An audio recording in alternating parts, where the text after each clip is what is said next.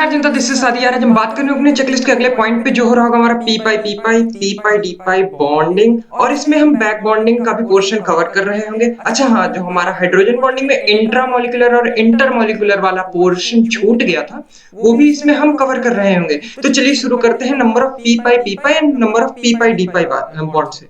ठीक बात। तो नंबर ऑफ पी पाई और पी पाई डी पाई बॉन्ड को देखिए, हम बिना किसी बकवास के सीधे पॉइंट पे आते हैं कि इसे हम चेक कैसे करेंगे। तो चेक करने का बस 3 स्टेप होता है, फॉलो कर लीजिए और आंसर पा जाइए।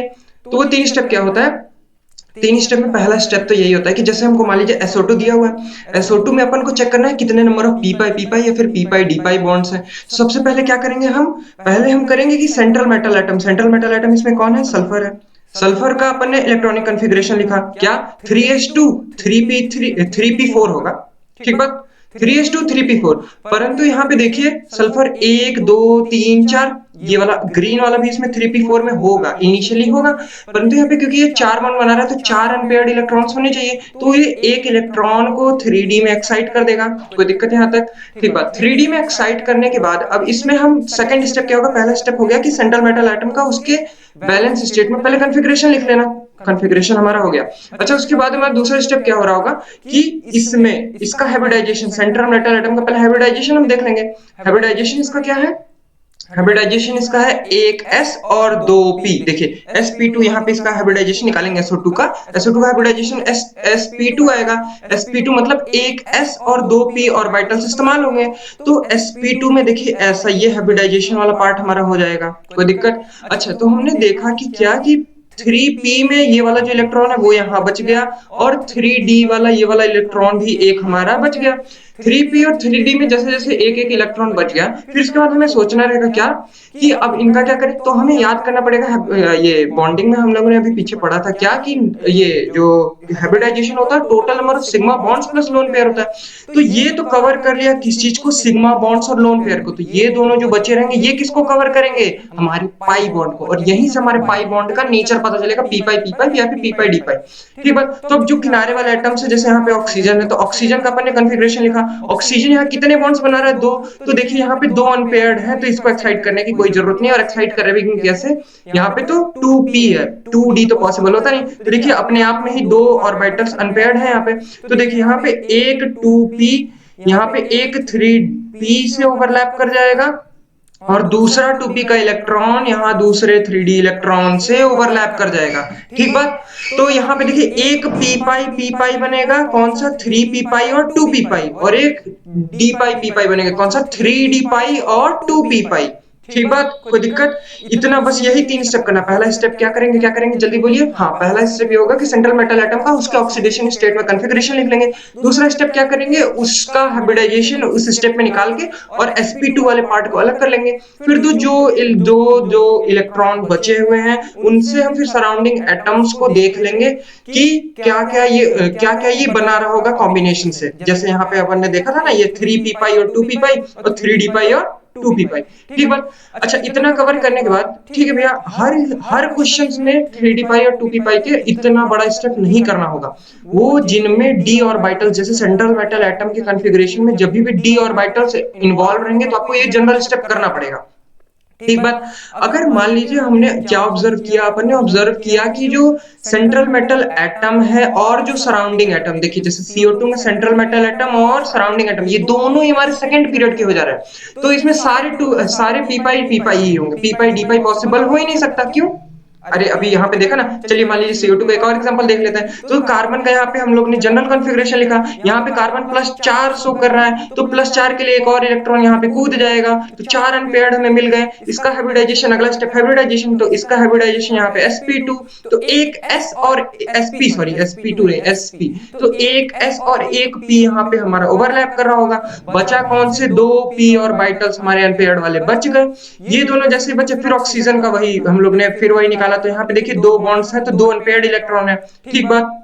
तो इसमें हमको पता चलेगा कि यहाँ पे एक 2p पाई और इसके एक 2p पाई से इसका एक 2p पाई बना रहा होगा, फिर इस दूसरे वाले 2p पाई से दूसरा 2p पाई। तो आज से हम याद क्या रखेंगे, अगर कोई भी हमें दोनों सेंट्रल मेटल एटम और सराउंडिंग एटम ये दोनों हमारे सेकंड पीरियड के हुए तो इसमें कोई भी पी पाई डी पाई बॉन्ड्स नहीं होंगे, सिर्फ पी पाई होंगे। और अगर सेंट्रल मेटल के कॉन्फ़िगरेशन में अपन को डी ऑर्बिटल मतलब डी ऑर्बिटल में उसे एक्साइट कर सकते हैं, मतलब थर्ड पीरियड के बाद वाले, फिर थर्ड पीरियड और फिर थर्ड पीरियड के बाद वालों में, तो उसमें हमें डी पाई पी पाई बॉन्डिंग मिल सकती है। अच्छा ठीक बात, ये तो कवर हो गया हमारा कौन सा पी पाई फिर पी पाई डी पाई बॉन्डिंग। अच्छा इसके बाद हमारा जो सबसे बढ़िया बात ये रहा। अच्छा इसमें हम अगला पॉइंट जो कवर कर रहे होंगे वो होगा बैक बॉन्डिंग। याद कीजिए लिविस एसिड्स जब हम आपको पढ़ा रहे थे तो लिविस एसिड्स पढ़ाते समय हमने बोला था कि इसमें एक एक्सेप्शंस आते हैं, वो कौन से पार्ट होते हैं जो लिविस एसिड्स में, कौन सा एक्सेप्शन, जो बैक बॉन्डिंग वाले एक्सेप्शन, वो हम आगे की वीडियो में, तो यही है वो वीडियो जिसमें हम बैक बॉन्डिंग वाले एक्सेप्शंस भी कवर कर रहे होंगे।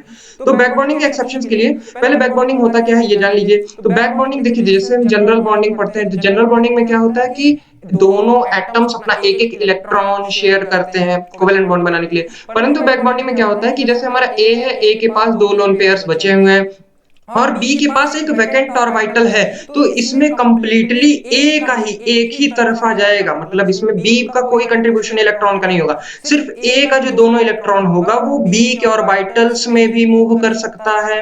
ठीक बात, तो एक ही अपना दोनों इलेक्ट्रॉन्स देता है, ये बात इसमें बैक बॉन्डिंग में स्टार पॉइंट याद रखना पड़ेगा। अच्छा ठीक बात, अच्छा हाँ बैक बॉन्डिंग के कुछ और नामकरण भी होते हैं, फटाफट नामकरण भी देख लीजिए। उसे क्या क्या कहते हैं, वो नामकरण होते हैं कि हमें इसे पाई बैक डोनेशन भी कहते हैं और पाई डेटिव बॉन्ड भी कहते हैं। अच्छा ठीक है भैया, ये बात तो समझ में आ गई। अच्छा हम लोग ने याद कीजिए वेस्पर थ्योरी के पहले जो स्ट्रेंथ ऑफ बॉन्ड वाला कवर किया था उसमें हम लोग ने याद पढ़ा था कि छोटे ऑर्बिटल्स में बेटर ओवरलैप होता है। ठीक बात, क्या होता है, छोटे ऑर्बिटल्स में हमारा बेटर ओवरलैप होता है, तो ये इस केस में भी ओवरलैप मतलब हो रहा होगा। तो हम अभी आपको थोड़ी देर में एक जनरलाइज्ड केस इसमें बताएंगे। पहले एक छोटा सी चीज याद रख लीजिएगा क्या, कि छोटे ऑर्बिटल्स में बेटर ओवरलैप। तो इसमें जो पहला एग्जांपल हमारा हो रहा होगा वो कौन सा, जो हम लोग ने वहां पे छोड़ा था, क्या, बोरोन हैलाइड का बड़ा फेमस एग्जांपल है। तो इसे जल्दी से कवर कर लेते हैं, क्या, BF3 BCl3 BBr3 और BI3, इन सब का हमको लिविस एसिड कैरेक्टर के अकॉर्डिंग इन्हें सजाना है। ठीक बात, तो एक्सपेक्टेड क्या होना चाहिए, देखिए क्योंकि यहाँ पे फ्लोरीन का इलेक्ट्रोनेगेटिविटी ज्यादा है तो ये डेल पॉजिटिव ज्यादा क्रिएट करेगा, वैकेंट ऑर्बिटल ज्यादा क्रिएट होगा, और Lewis acid meaning vacant orbital, तो BF3 का सबसे ज्यादा होना चाहिए। ऑर्डर एक्सपेक्टेड से उल्टा होता है इस केस में, क्या होता है, ऑर्डर एक्सपेक्टेड क्या होना चाहिए, BF3 का सबसे ज्यादा, परंतु इसमें ऑब्जर्वेशन से क्या है कि BI3 का सबसे ज्यादा, तो सबसे ज्यादा होता है। तो इसका हम लोग रीजन क्या दे रहे होंगे, इसका रीजन ये होता है कि जैसे हम लोग ने देखा ये रहा कि BF3 का हम लोग ने जब भी कॉन्फ़िगरेशन बनाया तो BFFF ये तीनों BF3 का हो गया sp2, और यहाँ पे B और I3 मान लीजिए, यहाँ पे एक I होगा और यहाँ पे एक दूसरा I होगा। तो इसमें हम लोग ने जब देखा तो F का जो लोन पेयर होगा, क्योंकि F छोटा है, क्या है, F छोटा है, तो अभी हम लोग ने क्या पढ़ा कि छोटे ऑर्बिटल्स में बेटर ओवरलैप होता है, तो बैक बॉन्डिंग के केसेस भी छोटे ऑर्बिटल्स मतलब सिमिलर साइज, इसलिए 2p मतलब दोनों अगर एलिमेंट सेकंड पीरियड के हुए, दोनों एलिमेंट्स अगर सेकंड पीरियड के हुए तो सबसे ज्यादा बैक बॉन्डिंग होता है, बैक बॉन्ड सबसे ज्यादा होता है अगर दोनों सेकंड पीरियड के हुए। ठीक बात, इतना बात याद हो गया। अब इसके बाद हम लोग क्या देख रहे होंगे, इसमें फ्लोरीन तो सेकंड पीरियड का है, तो यहाँ पे जो बैक बॉन्ड यहाँ बन रहा होगा इन दोनों के बीच, वो देखिए बोरॉन की जो एक ऑर्बिटल खाली रहता है उसकी वैकेंसी को घटा रहा होगा, वैकेंसी को घटा रहा है मतलब ऑर्बिटल का घटा रहा है, ऑर्बिटल को कम कर रहा है एक तरीके से, तो ये इसकी एसिडिक कैरेक्टर को, वैकेंट ऑर्बिटल को कम, मतलब लिविस एसिडिक कैरेक्टर कम। अच्छा ठीक बात, अब इसी तरह हम अगला एग्जांपल ले लेते हैं, हमारा कौन सा, BI3 वाला। BI एग्जांपल क्या, इसी का एक्सप्लेनेशन में क्या होगा कि BI3 जो होगा BIII, तो आयोडीन का साइज क्योंकि बड़ा होता है तो बड़े ऑर्बिटल्स में better overlap, sorry similar size के दोनों नहीं है। देखिए तो इसका बड़ा जो इसमें आयोडीन का जो इलेक्ट्रॉन होगा वो आसानी से यहाँ पे बैक बॉन्डिंग नहीं कर पाएगा, तो इसलिए यहाँ पे BI3 का जो होता है लिविस एसिड कैरेक्टर वो सबसे ज्यादा हो जाता है। अच्छा अगला एग्जांपल जो अपने आप में भी बहुत फेमस है, सब जगह कराया जाता है, तो वो क्या होता है, होता है NCH3 और NiH3 में लिविस एसिड का कैरेक्टर। अच्छा ये क्या होगा कि N नाइट्रोजन, देखिए नाइट्रोजन अपन ने बनाया CH3 CH3 CH3 और नाइट्रोजन पे क्लोन पेयर, और यहाँ पे भी NiSi CH3 में होता है कि Si और यहाँ पे नाइट्रोजन के ऊपर दो लोन पेयर। परंतु यहाँ खास बात क्या हो जाती है कि Si का जो वैकेंट ऑर्बिटल हो रहा होगा वो नाइट्रोजन के लोन पेयर से यहाँ पे बैक बॉन्डिंग कर देगा। ठीक बात। Si का वैकेंट ऑर्बिटल नाइट्रोजन से बैक बॉन्डिंग कर रहा होगा, तो इसलिए इसमें Lewis acid character of NCH3 whole thrice is greater than NSiH3 whole thrice. अच्छा इसमें एक और होता है, छटाछट कवर कर लेते हैं, बता देते हैं, ज्यादा कुछ बड़ा नहीं है। वो क्या है कि CF2 और CCl2 में, तो हम लोग ने CCl2 कहाँ पढ़ा, ये कार्बीन होता है। CCl2 meaning carbene. कार्बीन अपन याद कीजिए किसी एक बड़े इंपॉर्टेंट नेम रिएक्शन का ये पार्ट होता है। ठीक बात, वो आप अभी खोज लीजिएगा। तो CF2 और CCl2 में देखिए, क्योंकि CF2 और CCl2 में लिविस एसिड कैरेक्टर देखिए, फ्लोरीन क्योंकि बैकबॉन्ड शो करेगा, फ्लोरीन बैकबॉन्ड शो करेगा तो वैकेंट ऑर्बिटल की वैकेंसी घटाएगा, घटाएगा तो लिविस एसिड कैरेक्टर घटेगा, तो CCl2 का लिविस एसिड कैरेक्टर ज्यादा होगा। ठीक बात। अब अपन वो वाला पॉइंट कवर कर लेते हैं जो हम लोग ने पिछले वीडियोस में छोड़ा था। वो कौन सा था, हाइड्रोजन बॉन्डिंग वाला केस। अच्छा हाइड्रोजन बॉन्डिंग वाला पार्ट, हाइड्रोजन बॉन्डिंग का ये बड़ा ही महत्वपूर्ण पार्ट होता है। इसमें हम क्या कवर कर रहे होंगे कि हाइड्रोजन बॉन्डिंग जो होता है वो दो प्रकार के होते हैं, इंटरमोलिकुलर और इंट्रामोलिकुलर। कौन सा मॉलिक्यूलर, इंटरमोलिकुलर और इंट्रामोलिकुलर। इंटरमोलिकुलर मतलब दो मॉलिक्यूल के बीच में, जैसे यहाँ पे ऑक्सीजन हो गया और हाइड्रोजन। अच्छा अगर आपको हाइड्रोजन बॉन्डिंग के कंसेप्ट में कोई डाउट है तो पिछले वाला वीडियो एक बार रिवाइज कर लीजिएगा, क्योंकि ये उसके आगे का पार्ट है। ठीक है, इंटरमोलिकुलर और इंट्रामोलिकुलर में क्या हो रहा होगा कि यहाँ ऑक्सीजन और हाइड्रोजन के बीच में हाइड्रोजन बॉन्ड हो रहा होगा, तो यहाँ पे दो अलग अलग मॉलिक्यूल्स में जब भी हाइड्रोजन बॉन्डिंग होती है तो हम उसे इंटरमॉलिक्यूलर हाइड्रोजन बॉन्डिंग कहते हैं। फिर उसके बाद अगला जो आता है वो होता है इंट्रामॉलिक्यूलर। इंट्रामॉलिक्यूलर मतलब सेम मॉलिक्यूल में हाइड्रोजन बॉन्डिंग जब होती है तो उसे हम कहते हैं इंट्रामॉलिक्यूलर। जैसे हमारा हो गया ये OH और NO2, यहाँ पे बेंजीन पे जब लगा है तो यहाँ पे देखिए, ठीक बात, यहाँ पे हाइड्रोजन बॉन्डिंग हो रहा होगा, तो इसे सेम मॉलिक्यूल में हमारा हाइड्रोजन बॉन्डिंग हो गया। अच्छा तो अब इसमें याद जो रखना है, जो एग्जाम में पूछा जाता है वो सबसे ज्यादा, वो क्या होता है, वो ये वाला पार्ट होता है जो एग्जाम में सबसे ज्यादा पूछा जाता है। वो कौन सा है कि इसमें देखिए हमें याद क्या रखना है, याद देखिए solubility, boiling point, viscosity, volatile nature, ये सब डिफाइन होता है अलग अलग इंट्रा या फिर इंटर के लिए कौन सा ज्यादा ज्यादा होगा। तो देखिए मेरी बात अगर मानेंगे, हम मैंने कैसे याद किया है, तो मैंने बस इतना याद रखा है कि वोलेटाइल नेचर में बस इंट्रा का ज्यादा होगा इंटर से, बाकी सब में इंटर इंट्रा से ज्यादा होगा। ठीक बात, ऐसे याद कर लेंगे तो आपको आसानी से याद हो जाएगा, नहीं तो ये भी स्टैंडर्ड मेथड से तो आप अप्रोच से तो जा ही सकते हैं याद करने वाले। ठीक बात। अब इसके बाद अगला पॉइंट जो आता है वो हमारा होता है एक्सटेंट ऑफ हाइड्रोजन बॉन्डिंग। कौन सा, एक्सटेंट ऑफ हाइड्रोजन बॉन्डिंग। यहाँ इससे भी आजकल एग्जाम में बड़े क्वेश्चंस पूछे जा रहे हैं। तो एक्सटेंट ऑफ हाइड्रोजन बॉन्डिंग में हम क्या कहते हैं, एक्सटेंट ऑफ हाइड्रोजन बॉन्डिंग होता है कि total number of hydrogen bond को एक मॉलिक्यूल कितने बना सकता है। अच्छा ठीक बात।